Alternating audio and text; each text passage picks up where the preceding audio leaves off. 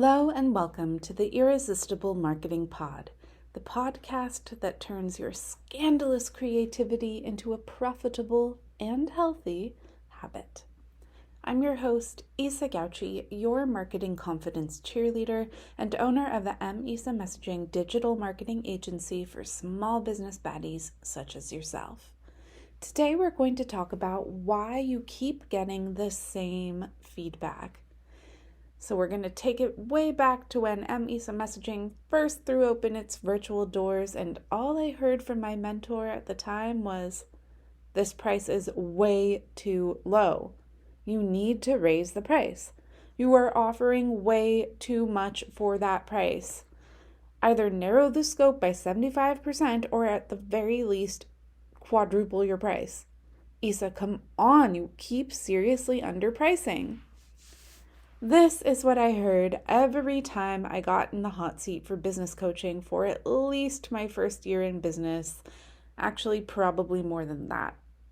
And I'm not going to lie, it was hard to hear because I was trying. I was slowly, surely nudging that price up a little tiny bit at a time, and it took a lot out of me every time I did it. It was really hard for me. And the thing was that my belief system just had not caught up with an appropriate price for the value of my work, and it took a while for it to. And the reason was because every time my coach rightfully so, told me to raise the price, I had to confront a super long history of being overworked and underpaid, undervalued, and gaslit into undervaluing myself.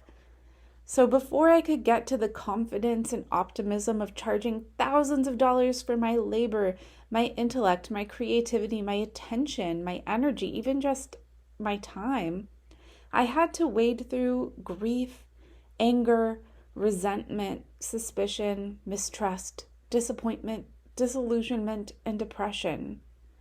It was a really, really uncomfortable sorting through the emotions and the history that made it hard for me to charge appropriately for my work, to not keep myself on the struggle bus, to believe I deserved to be resourced and valued and compensated handsomely for all that I brought to the table. Doing the work to get to that place, still a work in progress, was really, really, really uncomfortable at first and continues to have its moments of deep discomfort to this day. And I want to give myself grace for that, and you grace for that if you can relate, because after all, this was emotional labor I'd been unintentionally avoiding my whole life up to that point, but was really, really confronted with when I opened my own business and had to literally name my price and come face to face with all my money shit that I didn't necessarily know I had until it smacked me right in the face. So while I was going through this process, or the only reason I engaged in this process at all, was because I had a good coach who was there to hold me accountable and keep nudging those prices upward. And I wonder if I would have burnt out and given the whole thing up without her, because truly those prices I started out with were just not sustainable. They were not sustainable. And it is true that yes, she was there and she was telling me to raise the price. It was that saying, you can lead a horse to water, but you can't make it drink. I was the horse. There was the water she was leading me to, and I could not get those prices up to an appropriate level right away because I had my own process to work through. And she couldn't make me.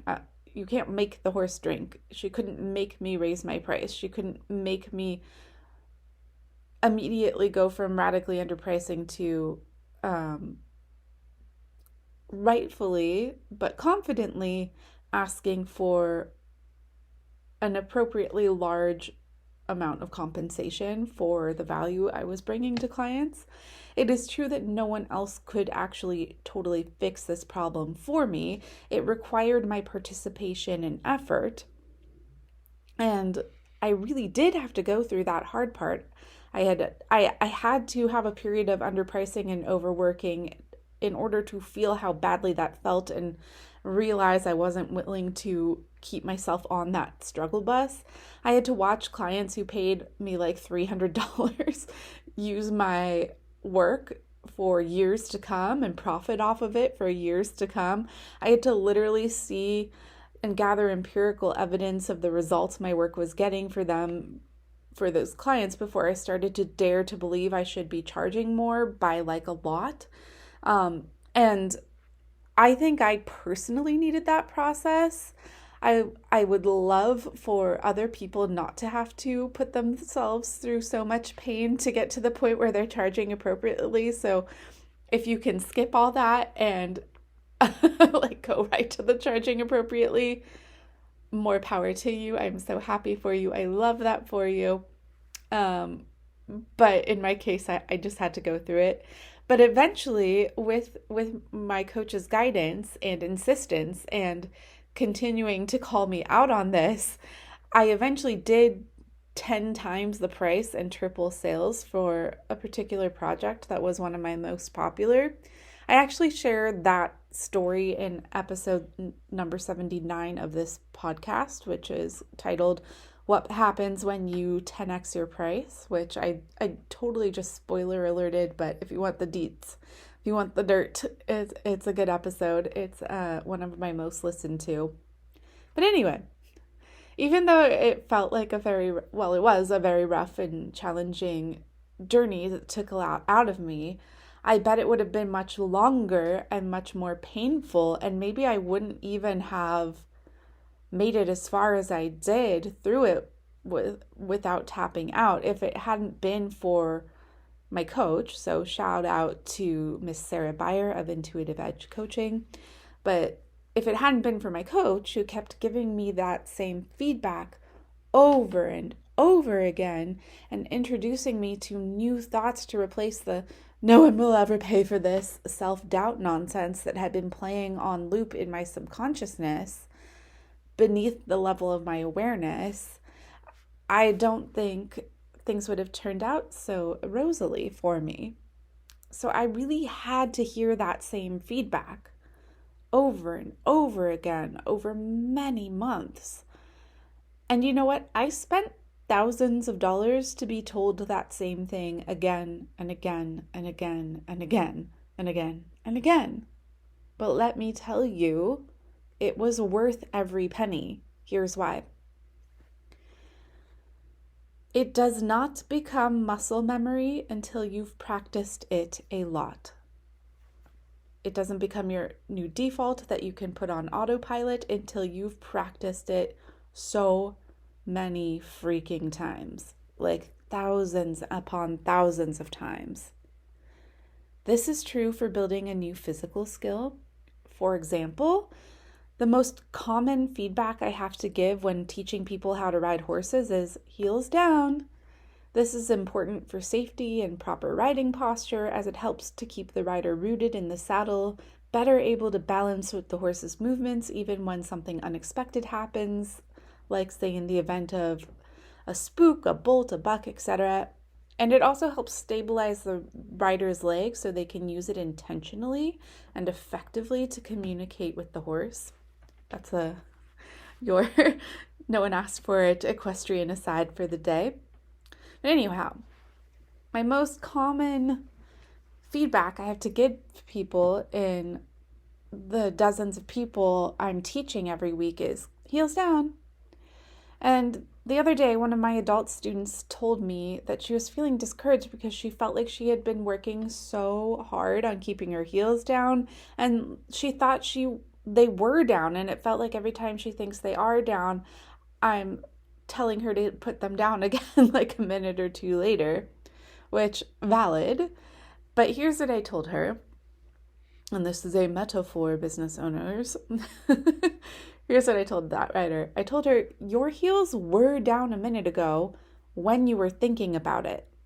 But then you started thinking about posting on the correct diagonal and bending through the corner and doing those patterns I was throwing at you. And when your focus turned to those other things, your heels crept back up. And so yes, you are at the point where when you're thinking about it, you have your heels down and it's lovely. But you just haven't practiced heels down for long enough for them to stay down on autopilot when your focus goes to other things. What's happening is we're still in the phase of having to think about it and make a conscious effort in order for it to happen. But the more you practice, the more you repeat it, the sooner it will become muscle memory, which is why you're paying me your hard-earned money, so I can remind you when you forget, so that you become a stronger, safer, more effective, and more relaxed rider more quickly, and so that you get to the point where it's muscle memory, where it's on autopilot more quickly than you would without me letting you know when those heels have crept up again. So, in other words, she was still in the cognitive phase of building muscle memory, which is a completely normal initial stage of the process. But here she was expecting herself to skip right to the final autonomous phase. And yes, I had to read sciencey articles to understand the names for these phases. They're linked in the show notes below if you are curious where I'm getting these fancy names from. But anyway, she was in the cognitive phase at the beginning of the phases that happen as you get to the place of building muscle memory, having it on autopilot. But she was expecting herself to skip right to that final autonomous phase, which is an unfair and unkind expectation to hold for herself. But how many of us can relate? We keep expecting ourselves to begin something new at mastery level, like we just bust in the room to a skill we've never developed before, expecting ourselves to be like black belt mastery level. And then we get down on ourselves when it turns out we are, in fact, a beginner to something we are new to. I'm giggling because that's me. But anyhow, if you keep that up, if you keep expecting that level of mastery from yourself for stuff you are new at, you're right on track for a major crash out. So this is why it really, really helps to have a good teacher, a good coach, a good mentor there to encourage you through the learning stages, help introduce you to new concepts and perspectives that you haven't yet thought of or been exposed to at all, that just weren't on the horizon unless someone told you about them.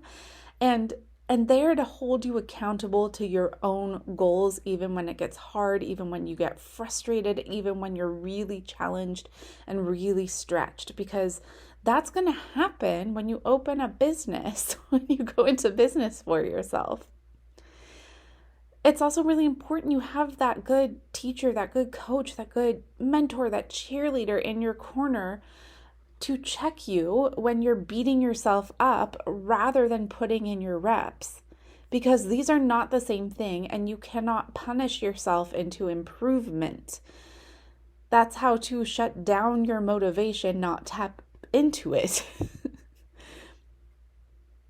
Because you just have to be willing to show up as an imperfect beginner, willing to learn new things and practice new ways of moving. This is true for riding horses, and it's true for business, for entrepreneurship, for leadership, for new skills of all kinds. That's why we wind up talking about pricing, how to handle scope creep, protecting your peace, not expecting yourself to be an immediate black belt, subject matter expert, PhD in each new thing you're trying to attempt, being kind to yourself through the learning process, and prioritizing what feeds your creative well. This is what we wind up talking about so much, so often, from so many different angles in the squad, which is my club for big-hearted, black sheep, rebel entrepreneurs shattering glass ceilings, breaking cycles, and refusing to fight for a seat at the table when we can build our own better tables where we all get to eat because we are perfectly capable of doing such things. Anyhow, these are subjects we are revisiting time and time again in the squad because for most of us, we just have not yet practiced these things enough for them to be second nature. And so it really helps to be practicing them in community, with guidance, with support, with a crew. Because repetition is needed to incorporate new beliefs about yourself, your work, your clients, the value of your work, etc. And you definitely, absolutely have to practice new social/emotional skills like communicating boundaries, handling conflict in a healthy way, and asking for what you want and not settling. You absolutely have to have practice on repeat for these to become your new normal, your new way of navigating the world and business. You have to practice, you have to repeat it, you have to be reminded over and over again before it becomes second nature. So before going into business for ourselves, a lot of us were totally unaware of the dashboard with which we were navigating the world. And by dashboard, I mean the default beliefs, the narratives, and outlook on whether certain things, relationships, situations, etc., tend to work out for us or not. Also, totally unaware of the dashboard we have in terms of our sense of time, how we organize and prioritize things, the systems we need in place to get things done, how we plan ahead and strategize in a way that is effective for us, and what we need in order to be at our optimum capacity. And then totally unaware that other people navigate the world using completely different dashboards, and that a lot of our conflicts or miscommunications happen because we're assuming other people are operating with the same dashboard that we are when they're actually really different. And then also because we're unaware of this dashboard's concept in general, or call it whatever you want. I'm not technical. Maybe it's an operating system, whatever. Because we're totally unaware of this, we are also not aware when it needs an update. Like, you know how when you turn on your computer, it says the operating system needs an update, but we have no idea we have an operating system in the first place for how we live our lives, then it's really hard to know when we need an update. And then we're also totally unaware that upgrading our dashboard is possible.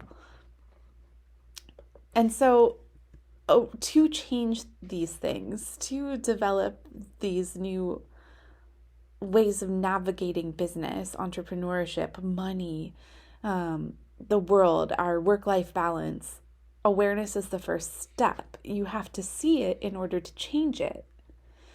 So that was a lot of mixed metaphors. Stay with me. I'll give you a more concrete example. For example, you can absolutely change a default story, a default belief like everyone undervalues me and would never be willing to pay me in a way that leaves me feeling resourced rather than scrambling. You can totally change that belief. But first, you'd have to be aware that this is the default story you've been telling yourself.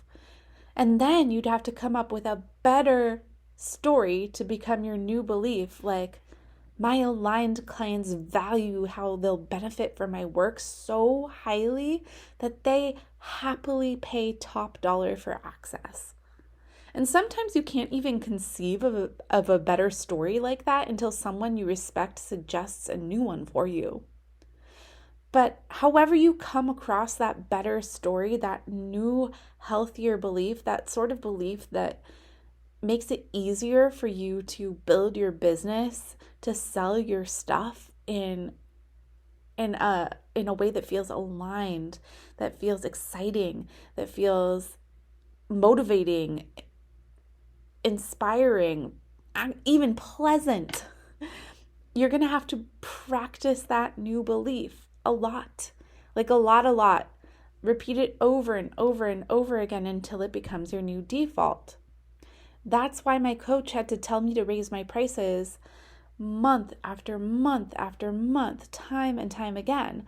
And that's why every single writing lesson I'm telling my students to keep their heels down.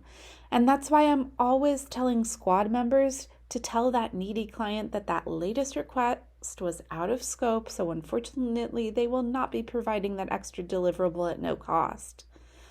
Perhaps they'd be happy to for an additional fee of X, Y, Z, and a generous timeline extension of blah, blah, blah. But these reminders, this repetition, this continual need for practice doesn't mean anything has gone wrong. It doesn't mean you're behind in your entrepreneurial journey. This is just a normal part of learning. You just need to practice and perspective to know what to practice to make it better.